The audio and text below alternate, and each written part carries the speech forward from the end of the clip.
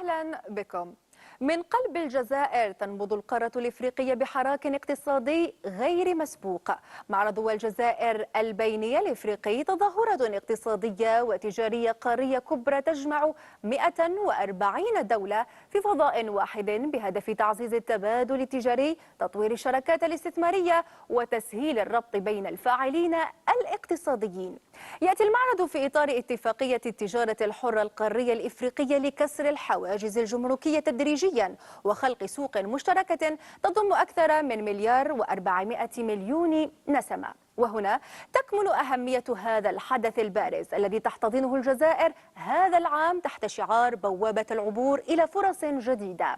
قد يتساءل البعض عن أهمية احتضان الجزائر هذا المعرض التجاري الإفريقي وما انعكاساته على مكانتها الإقليمية، والإجابة أن استضافة الجزائر له تعد تأكيدا على ثقلها السياسي والاقتصادي داخل القارة وترجمة عملية لالتزاماتها بأهداف الوحدة الاقتصادية والإفريقية والتنمية المستدامة في القارة، إذ يرسخ هذا الحدث مكانة الجزائر في مسار التكامل الإفريقي والتعاون جنوب جنوب، ويعزز موقعها كبوابة للأسواق الأوروبية والمتوسطية أمام المنتجات الإفريقية، كما يكرس صورتها كجسر اقتصادي ودبلوماسي بين شمال القارة وعمقها، ويمنحها فرصة لعرض قدراتها الإنتاجية وبنيتها التحتية وخططها التنموية.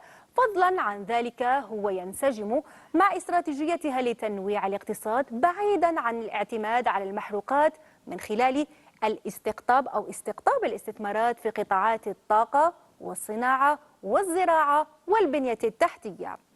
ومن أجل إنجاح هذا الحدث شهدت التحضيرات تنسيقا محكما وتوفيرا شاملا للإمكانات البشرية واللوجستية، بما أتاح التعاون الفعال مع الهيئات القارية والدولية. وقد أكدت وفود من 140 دولة مشاركتها إلى جانب أزيد من 2000 عارض من مختلف القطاعات، بينهم نحو 200 مؤسسة جزائرية. حتى قبل انطلاق المعرض تجاوز عدد الزوار المسجلين 35,000 شخص، فيما تخطى عدد المتعاملين المؤكدين 1000 متعامل، متجاوزين الهدف الأصلي البالغ 750.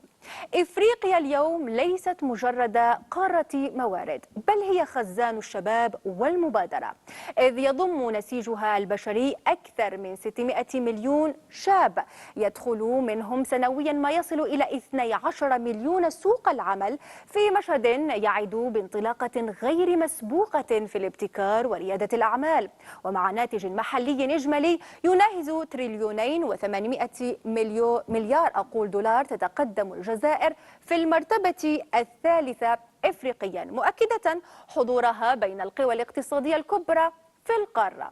هذه الطاقة البشرية الهائلة مقترنة بالقوى الاقتصادية المتنامية للقارة تجعل من المعرض منصة مثالية لتحويل الإمكانات النظرية إلى فرص واقعية من خلال إبرام الصفقات والاستثمارات التي تعكس طموح إفريقيا في الزراعة والصناعة والخدمات والابتكار بقيمة إجمالية تصل إلى 44 مليار دولار، إضافة إلى نحو مليار دولار من الصفقات المحلية الموجهة لدعم المجتمعات.